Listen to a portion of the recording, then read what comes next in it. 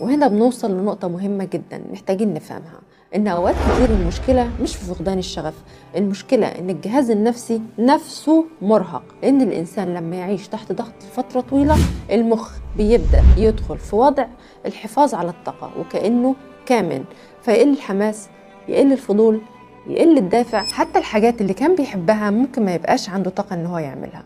وده السبب اللي ناس كتير بتفكر إنها فقدت الشغف بسببه، وهي في الحقيقة فقدت الاتصال بنفسها من كتر الضغوط. وعشان كده كل ما تقعدي مستنية مشاعر الشغف تيجي الأول عشان تقدري تتحركي بتفضلي واقفة مكانك، لأن المشاعر بطبيعتها متخلفة.